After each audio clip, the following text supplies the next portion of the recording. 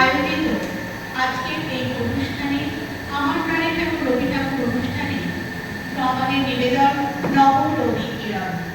অংশগ্রহণ করছে চৈতালি সরকার, রত্না হাই, অরিনা পাই। শুরু হচ্ছে নব রবি কিরণ। কবিগুরুকে সশস্ত্র প্রণাম জানিয়ে প্রার্থনা কবিতার মধ্য দিয়ে আমাদের অনুষ্ঠান শুরু করব।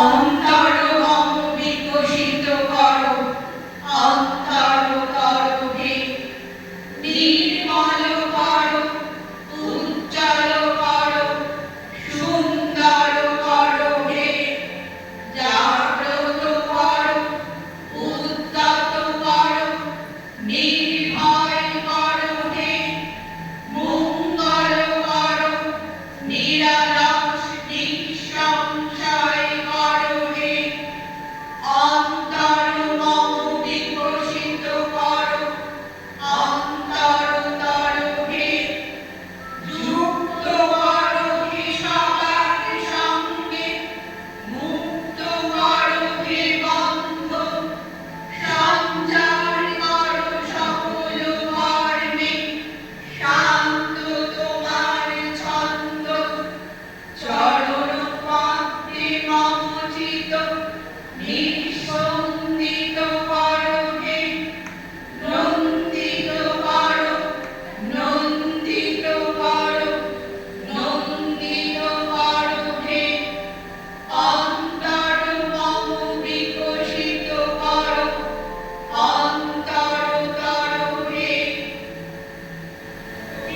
তার কবিতায় সৃষ্টির সঠিক স্থান খুঁজে পেয়েছে পণ্ডিতদের পাণ্ডিত্যপূর্ণ সূক্ষ্ম তর্কের ভিড়ে নয়।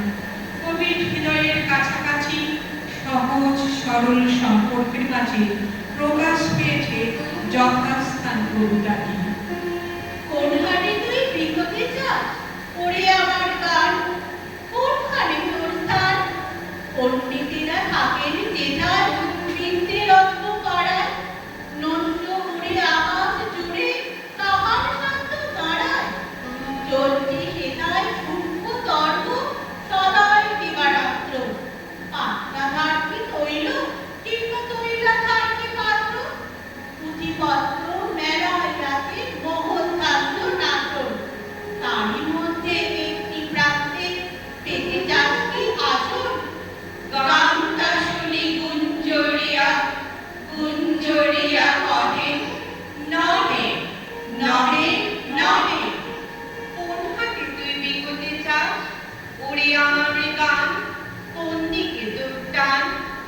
পাষাণ কাঁথা প্রাসাদ পরে আছেন ভাগ্যবন্ত, মেধাগিনীর মঞ্চ জুড়ি ৫,০০০ গ্রন্থ, সোনার জলে দাগ পড়ে না, খুলি না কেউ পাতা, অস্বাদিত মধু যেন যুথি অনাথ্রাতা, বৃত্ত নিত্য ধুলা ঝাড়ে যত্ন পুরা মাত্রা, ওরে আমার ছন্দময়ী সেথায় করবি যাত্রা, গানটা শুনি কর্ণমূলে মর্মরিয়া কহে নহে, নহে, নহে।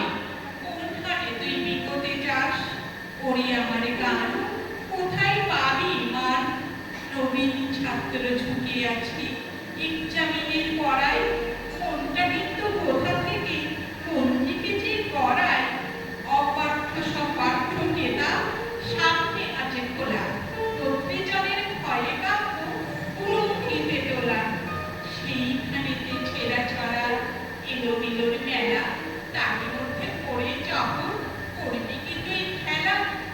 গানটা শুনি মৌন মুখে রহে বিধার ঘরে, যাবো যাবো করে।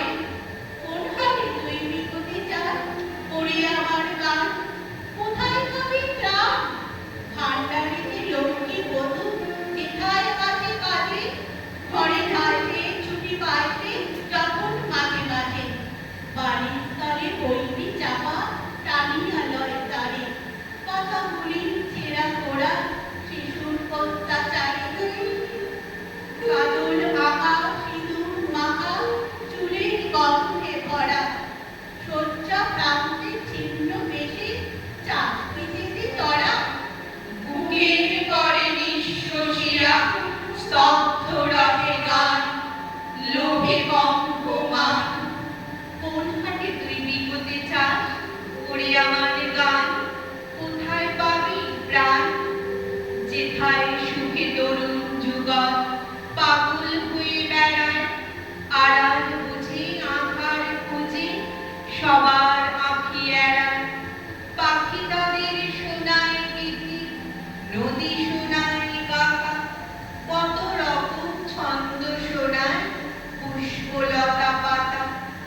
সেইখানেতে সরল হাসি, সরল চোখের কাছে, বিশ্ববাসীর ধ্বনির মাঝে যেতে কি স্বাদ আছে। হঠাৎ উঠে উচ্ছ্বসিয়া কহে আমার গান, সেইখানে মোর স্থান, সেইখানে মোর স্থান। মেঘলা দিনে শ্রাবণের অথম ধারায় কবি প্রকৃতির রূপের সঙ্গে গায়ের কালো মেঘের সৌন্দর্যের মেলবন্ধন ও মৃদু প্রেমের অনুভূতি কৃষ্ণকলি কবিতায় প্রকাশ পেয়েছে। কৃষ্ণকলি আমি তারই বলি, কালো তাকে বলে গায়ের লোক। মেঘলা দিনে দেখেছিলেন মাঠে কালো মেয়ে, কালো হরিণীর চোখ, ঘোমটা মাথায় ছিল না তার মোটে, মুক্ত বেরি পিঠের পরে উঠে। কালো তাকে যতই কালো হোক, দেখেছি তার কালো হরিণ চোখ। ঘন মেঘে আধার হলো দেখে ডাকতে ছিল শ্যামল দুটি গান, শ্যামামি ব্যস্ত ব্যাকুল পদে কুটির হতে ত্রস্ত এলো তার। আকাশ কানে হানি যুগল ঘুরুক, শুনলে বাড়ি মেঘের গুরু। কালো তাকে যতই কালো হোক, দেখেছি তার কালো হরিণ চোখ। কুবে বাতাস এলো হঠাৎ ঢেউ, ধানের খেতে খেলিয়ে গেল ঢেউ। হাড়ের ধারে দাঁড়িয়ে ছিলেন একা, মাঠের মাঝে আর ছিল না কেউ। আমার পারে দেখলে কিনা চেয়ে আমি জানি আর জানি সেই মেয়ে। কালো তাকে যতই কালো হোক, দেখেছি তার কালো হরিণ চোখ। এমনি করে কালো কাজল মেঘ জ্যৈষ্ঠ মাসে আসে ঈশান কোণে, এমনি করে কালো কোমল ছায়া আষাঢ় মাসে নামে নবার বনে। এমনি করে শ্রাবণ রজনীতে হঠাৎ খুশি ঘনিয়ে আসে যেতে। কালো তাকে যতই কালো হোক, দেখেছি তার কালো হরিণ চোখ। কৃষ্ণকলি আমি তারই বলি, আর না বলে বলুক অন্য লোক।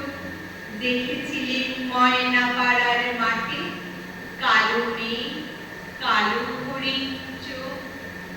মাথার পরে দেয়নি তুলে বাস, লজ্জা পাবার পায়নি অবকাশ।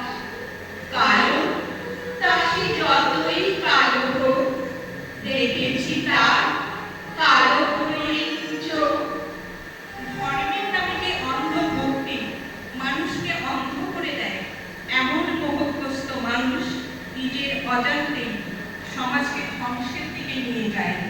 বর্তমান সমাজে ধর্মমোহ কবিতাটি অত্যন্ত প্রাসঙ্গিক। এখানে কবি চুক্তি ও সত্যের জয়গান গেয়েছেন। ধর্মের মাঝে বহুজারে সে ধরে, অন্ধ সে জন, মারে আর শুধু মরে। নাস্তিক সেও পায় বিধাতার বর, ধার্মিকতা করে না আর উদ্ভব। শ্রদ্ধা করিয়া জানে বুদ্ধির আলো, শাস্ত্রে মানে না, মানে মানুষের ভালো। বিধর্ম বারে বারে পরধর্মের নিজ ধর্মের অপমান করিতে, পিতার নামে যেখানে তার সন্তানে আচার লইয়া বিচার নাহি প্রচারে। পূজা দিকে তোলে রক্ত মাখানো ধ্বজা, দেবতার নামে এতে শয়তান ভজা। অনেক যুগের লজ্জা ও লাঞ্ছনা, বর্বরতারই বিকার বিড়ম্বনা। ধর্মের মাঝে আশ্রয় নিল যারা, আবর্জনায় রচে তারা নিজ কারা। প্রলয়ের ওই শুনি শৃঙ্গধ্বনি, মহাকাল আসে লয়ে সম্মার ধ্বনি। যে দেবে মুক্তি তারে কুটি রূপে গাড়া, যে মেলাবে তারে কুটি লোকেদের খাড়া। যে আনিবে প্রেম অমৃত তুচ্ছ হতে তারি নামে ধরা,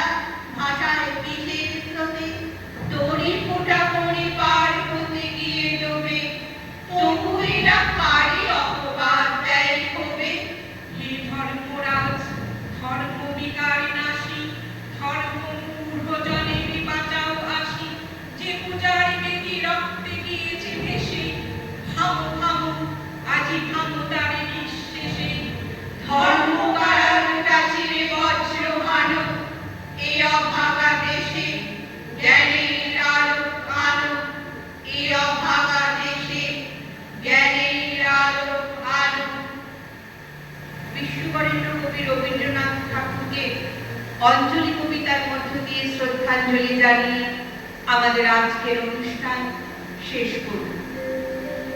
এই তীর্থ দেবতার ধরণী মন্দির প্রাঙ্গণে যে পূজার পুষ্পাঞ্জলি সাজায় সযত্ন চয়নে সায়াহ্নের শেষ আয়োজন, যে পূর্ণ প্রণামখানি মোর সারা জীবনের অন্তরের অনির্বাণ বাণী জ্বালায় রাখিলামের আরতি সন্ধ্যাদি মুখে।